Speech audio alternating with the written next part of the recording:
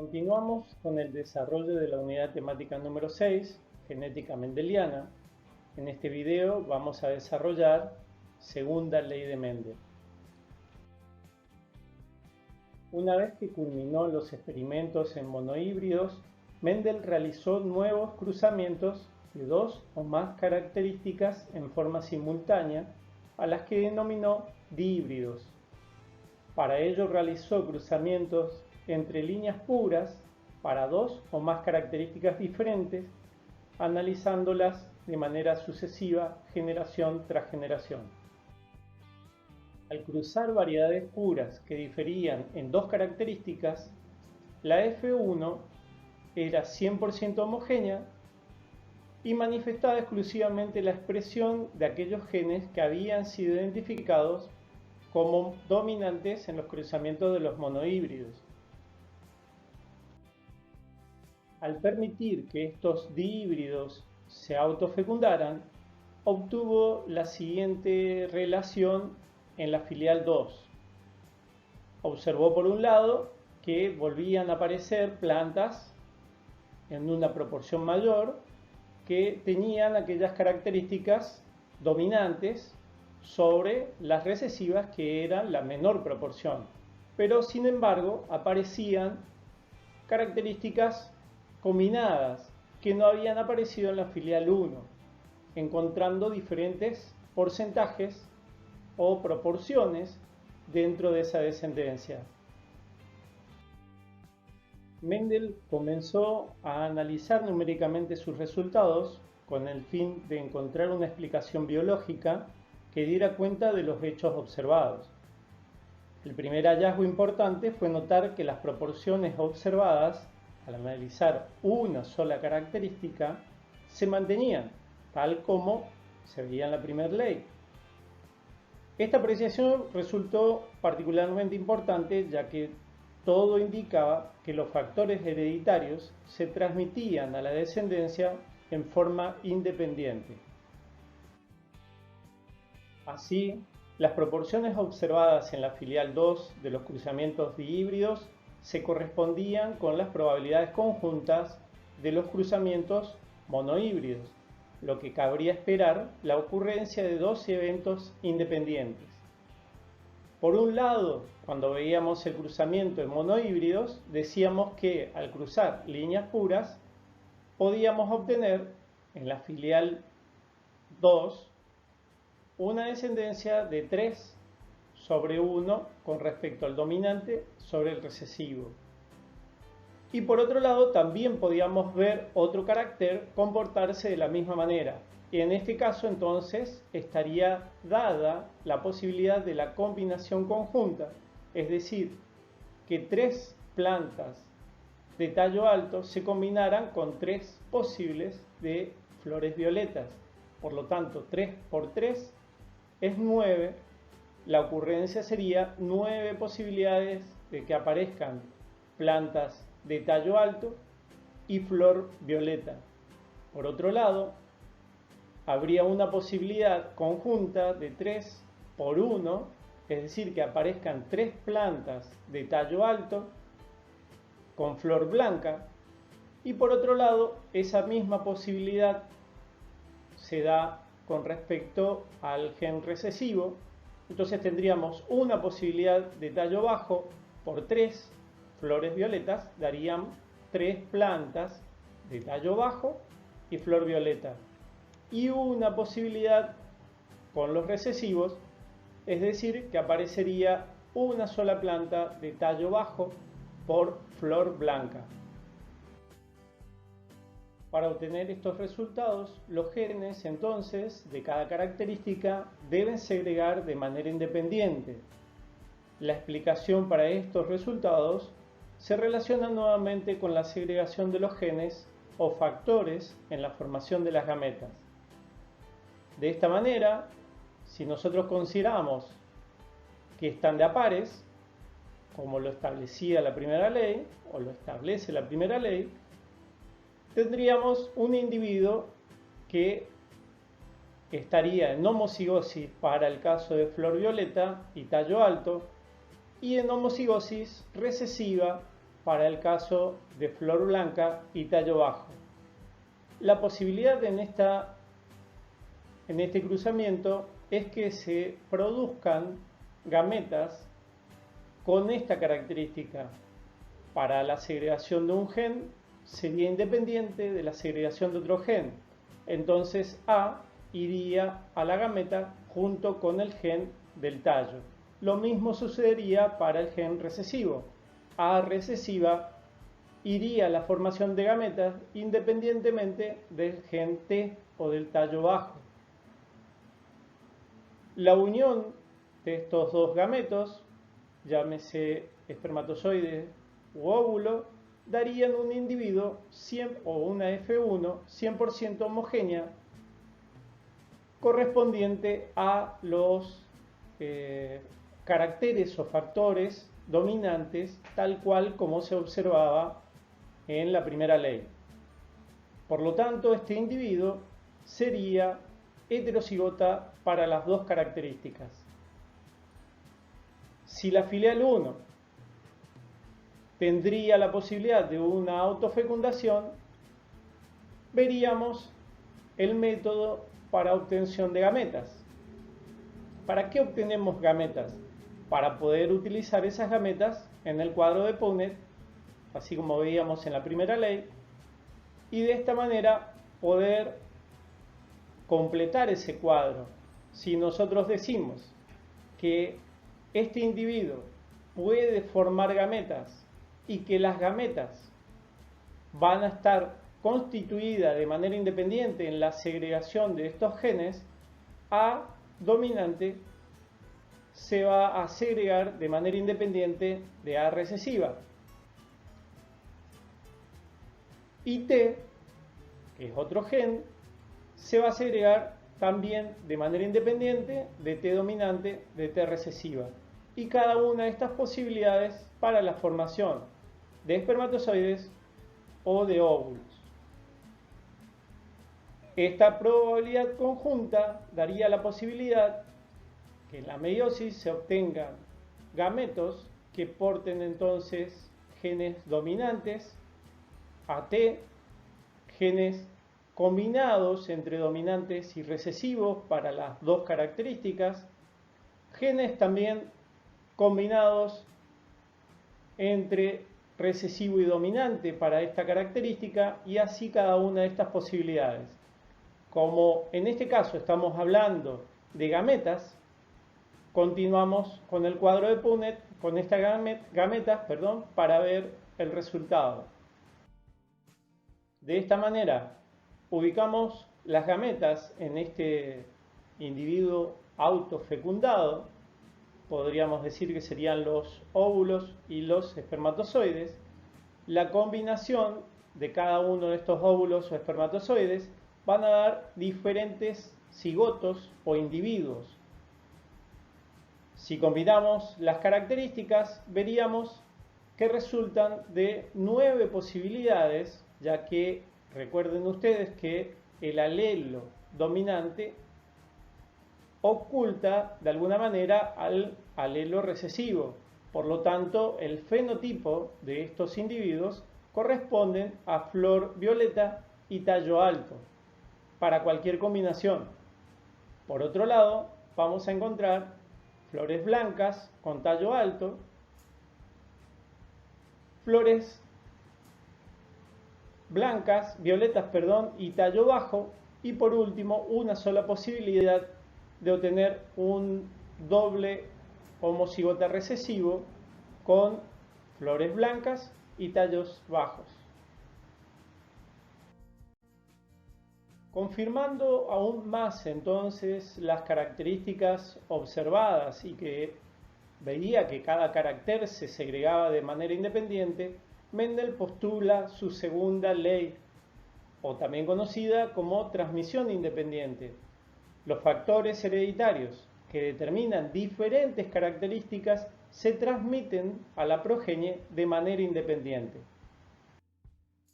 Por lo tanto, la transmisión independiente de los caracteres es debida a que se encuentran en diferentes cromosomas.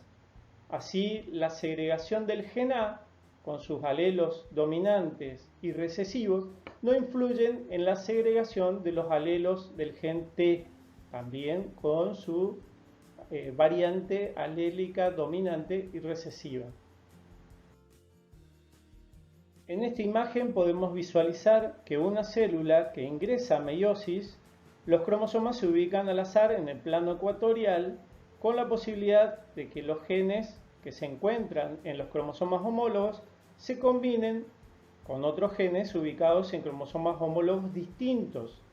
Por ejemplo, acá vemos la posición de los genes en los cromosomas homólogos, pero en este caso es dominante sobre recesivo.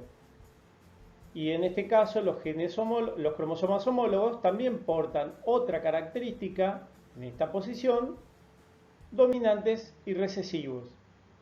Pero en otra meiosis puede darse que la posición de los cromosomas al azar en el plano ecuatorial se dé de manera distinta a la observada en el caso anterior. Es decir, fíjense que en este caso los genes dominante S se vinculan o se relacionan con la segregación de los genes B recesivos de otro cromosoma homólogo. Por lo tanto, la segregación de estos genes va a dar posibilidades de combinaciones distintas, tal cual como veíamos en las experiencias de Mendel. Por eso decíamos que se confirma esa segregación independiente de los caracteres al conocer la meiosis. Por lo tanto, la segregación de estos cromosomas en la meiosis 1, ya la célula es haploide, porque fíjense que acá vemos la segregación de los cromosomas con genes distintos, y en la segunda meiosis se reparten las cromátides formando para este caso una posibilidad de gameto de combinarse con genes B recesiva y S recesiva. Para esta línea o este caso o esta división meiótica permite la segregación de genes B dominantes y S dominantes, y en otra posibilidad de segregación, en otra meiosis, para esa misma constitución genética del individuo, puede dar que la presentación al azar de estos cromosomas de otro tipo de combinación de manera independiente. Por ejemplo, fíjense que acá podemos observar B recesiva con S dominante y en este caso B dominante con S recesiva. Una vez que analizamos y comprendemos la segregación independiente de los genes, podemos realizar diferentes procedimientos o métodos para obtener fenotipos en dihíbridos y polihíbridos. Lo mismo para el genotipo en dihíbridos o polihíbridos. El método que usamos en la clase anterior es el método de Punnett, que permite obtener gametas y una vez que obtenemos las gametas realizamos el cruzamiento dentro del cuadrado. Ahora bien, cuando estamos hablando de dihíbridos o peor aún en polihíbridos, se complica la obtención de resultados o de cruzamientos a través del cuadrado de Punnett. Por lo tanto, se usa otro método, que es el método dicotómico, que permite obtener las probabilidades conjuntas de los cruzamientos. En el primer caso, si nosotros optamos por seleccionar el cuadrado de Punnett para realizar los cruzamientos y obtener posibles individuos, el primer paso se debe obtener gametas. Posteriormente se distribuyen en el cuadro para obtener los individuos posibles. Por ejemplo, nosotros hablábamos del monohíbrido, donde veíamos que podía ser homocigota dominante, homocigota recesivo o, como en este caso, heterocigota. La posibilidad de segregación de las gametas estaría dada con dos posibilidades en este caso, que se segregue A dominante y A recesiva de manera independiente, y en el cuadro tendríamos que ubicar una dominante, una recesiva y la filial 1 se constituye en este cuadradito. Por otro lado, como veíamos recién, en el caso de los dihíbridos, obteníamos las gametas, y si hablamos que estaríamos en presencia de una autofecundación, ubicáramos las gametas masculinas para un lateral y otro lateral las gametas femeninas, como es el mismo individuo en autofecundación, son las mismas gametas, estas 4 posibles, a ambos lados. Y como vimos recién, después combinamos las letras y veríamos las resultantes fenotípicas o genotípicas de cada cruzamiento. Pero si hablamos de un polihíbrido, la obtención de las gametas sería la combinación conjunta, como veíamos acá, pero tenemos que ir agregando letras para obtener las gametas. Por ejemplo, aquí no está completo el cuadro, lo pueden completar ustedes, pero si tenemos la segregación del gen A sería independiente de B, C, D y E, tendríamos que combinar de manera dicotómica con 2 flechitas para cada segregación de gen. Ahora, ¿por qué digo 2 flechitas si aquí hay una nada más? Porque como vemos, en este caso, este gen se encuentra con alelos iguales. Sería homocigota para este carácter. Por lo tanto, hay una sola posibilidad. Se pueden producir muchísimas gametas, pero la calidad de la gameta nunca podrá ser distinta a la que observamos acá. No puede aparecer una C recesiva. Por lo tanto, A, separamos las 2 posibilidades. B también tiene dominante y recesiva, por lo tanto va dominante y recesiva para cada una de las letras del gen anterior. C, una sola posibilidad. D tiene nuevamente 2 posibilidades y E tiene solo una posibilidad. Por lo tanto, el gameto o la gameta que se va a producir en esta primera línea sería A, B, C y D. Para la segunda gameta es la combinación conjunta A, B, C dominantes, D recesiva y E dominante. Lo mismo sucedería para las combinaciones posibles. Todas estas gametas deben ser incorporadas en el cuadro de Punnett. Por ejemplo, si hablábamos de una autofecundación, tendríamos las mismas gametas para un lado y las mismas para el otro, y posteriormente buscar los resultados. Por supuesto que esto es muchísimo más engorroso y por eso pasamos al segundo planteo del ejercicio, que es el método dicotómico para fenotipo y genotipo. Entonces, el método dicotómico se realiza cruzamientos de características por separado, como si fuera el monohíbrido. Posteriormente se obtienen los descendientes como resultado de las proporciones conjuntas. ¿Qué quiere decir esto? Hacemos un primer paso. Decimos que tenemos un individuo en la filial, llámese en este caso 1, pero que tiene más de una característica. Por lo tanto, este caso lo hablamos polihíbrido. Este individuo, que podríamos decir que sería una autofecundación porque vemos que tienen las mismas características, podemos realizar, en vez de sacar gametas, podemos realizar ya el cruzamiento directamente sobre las características iguales. De esta manera, primero realizamos el cruzamiento de A de manera independiente de B y de C, como si fuera el monohíbrido, y obtenemos, ya como vimos antes, las proporciones fenotípicas o genotípicas.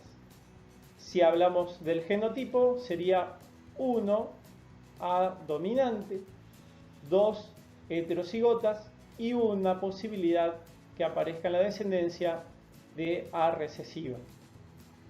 Si fuera el color de flor, veríamos la misma situación que al principio.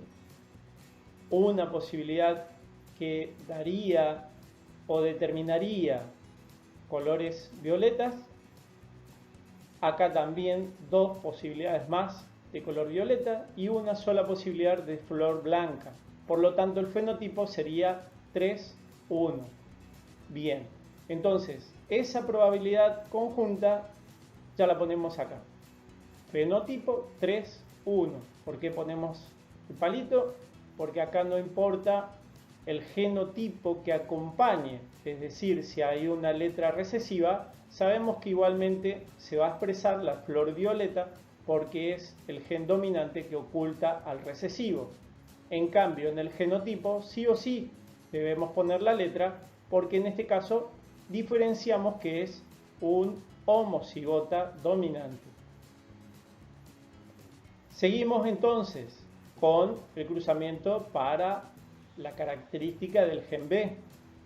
Independientemente de lo que codifique, vamos a ver que la segregación se comporta de la misma manera que en monohíbridos. Obtenemos las proporciones, tanto fenotípicas como genotípicas, y ponemos el resultado en este lugar.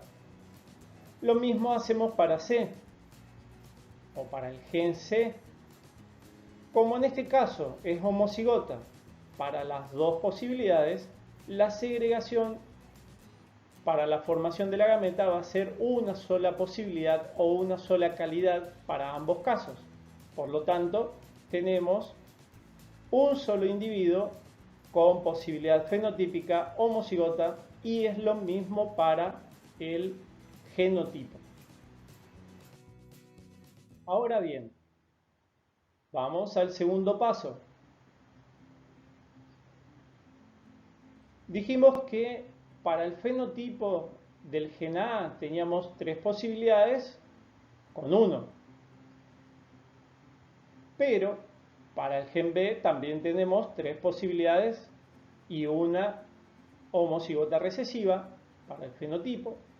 Por lo tanto, tenemos la posibilidad conjunta que se combinen, en este caso las flores violetas, con las características del gen B, y lo mismo la flor blanca con las características o proporciones que nos dio el cruzamiento anterior para el gen B. Como veíamos que C tenía una sola posibilidad, la probabilidad conjunta de C es 1 para cualquiera de los otros, y en definitiva podemos multiplicar. Recuerden que tendríamos que hacer la combinación conjunta, o la probabilidad, conjunta. 3 por 3 por 1 es 9. ¿9 qué? Individuos con flores violetas, con tal otra característica y otra característica. Lo mismo para los demás caracteres que se pueden sumar o tener esta relación conjunta. 3 individuos con flores violetas y las demás características. Y por otro lado, las probabilidades conjuntas del gen recesivo es obtener 1 por 3 por 1 por, serían 3, 1 por 3 por 1. Tenemos 3 individuos con flores blancas y las demás características. Y por otro lado, tendríamos 1 por 1 por 1, es un individuo con flores blancas y las demás características. Para el caso del genotipo sería de la misma manera, nada más que recordamos que en el caso del genotipo nos interesa saber si es homocigota, heterocigota u homocigota recesivo. El primero, es homocigota dominante. Como en el caso del gen B teníamos también las posibilidades, era obtener 1, 2, 1 de características dominante homocigota, heterocigota y homocigota recesivo, se combinan las probabilidades conjuntas. En C teníamos una sola posibilidad genotípica y ahora obtenemos el producto conjunto para cada una de las características y así terminamos con el procedimiento del cruzamiento por medio del método dicotómico para fenotipo y genotipo. Recordando la transmisión independiente, podemos decir que una característica con su alelo van a ser transmitidas de manera independiente de otro gen o de otra característica.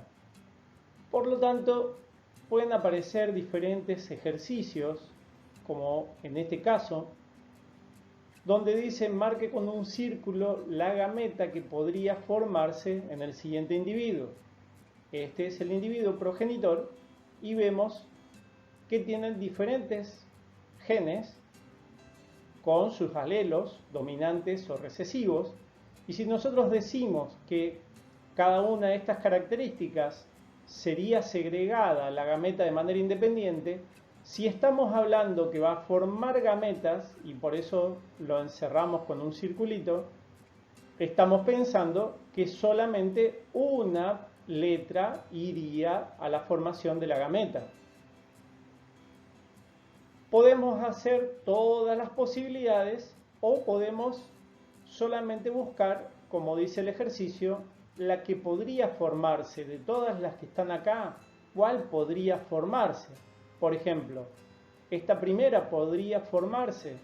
Y bueno, si vemos que es una gameta y tiene dos letras iguales, es decir, que estaría constituido por un alelo homólogo, ya está mal, porque en la gameta solamente una posibilidad podría venir a formar parte de la gameta, un solo alelo. Por lo tanto, esta no es. En este segundo caso, la gameta de este progenitor no tiene un alelo o un gen recesivo, por lo tanto, tampoco es. En este caso, vemos que sí tiene una dominante.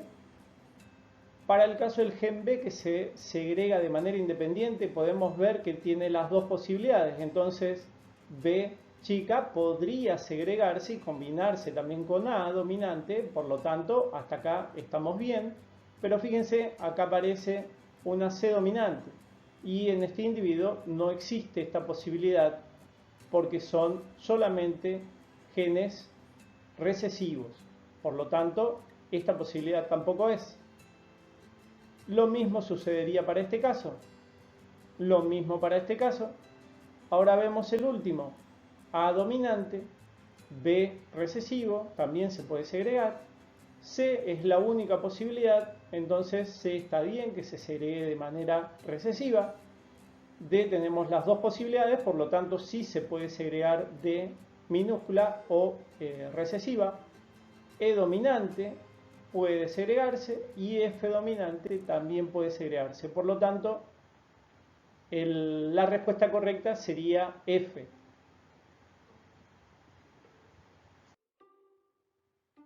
También podemos ver otro tipo de ejercicio donde el enunciado dice marque con una cruz los descendientes que podrían formarse tras el cruzamiento de los siguientes progenitores. Acá vemos F1 de un polihíbrido, o de dos, mejor dicho, polihíbridos, progenitores, donde analizamos, no necesariamente tenemos que hacer ni el cuadrado de Punnett, ni tampoco los métodos dicotómicos para fenotipo o genotipo.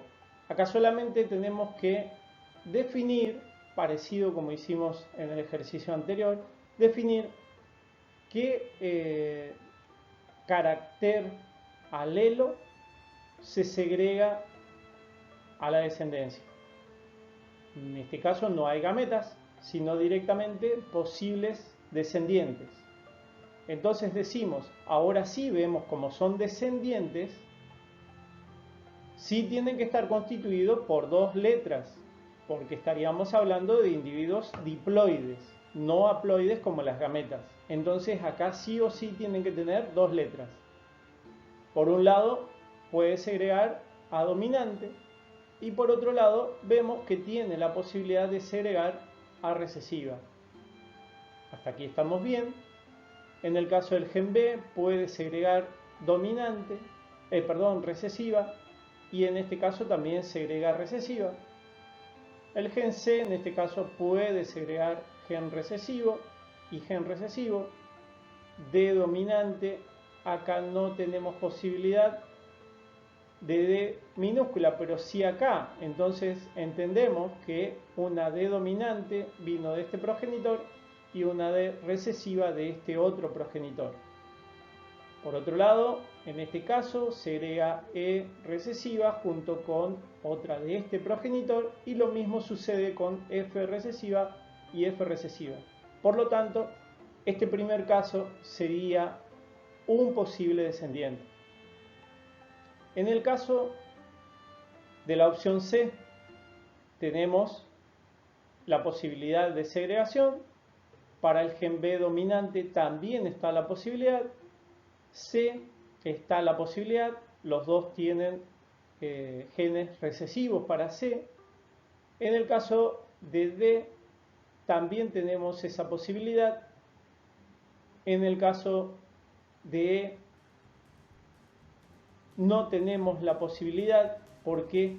Porque en el caso de E acá no hay E dominante, por lo tanto este carácter no puede aparecer en homocigosis dominante. Entonces ahí ya no vemos la posibilidad de descendencia de este individuo. Analizamos E.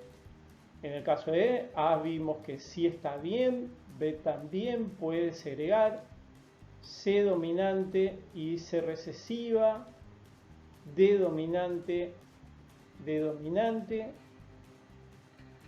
E recesiva, F dominante y F recesiva para cualquiera de los dos. También podría ser una posibilidad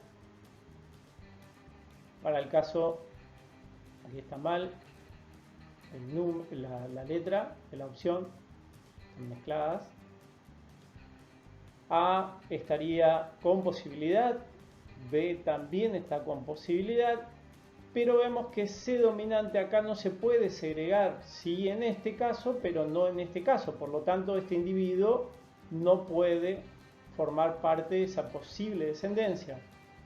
Por otro lado, seguimos con esta otra opción, A dominante, B dominante sí puede, C dominante y C recesiva también, D dominante en cualquiera de los dos, E dominante de este caso y recesiva de este puede ser, y F dominante para los dos también podría ser entonces este individuo.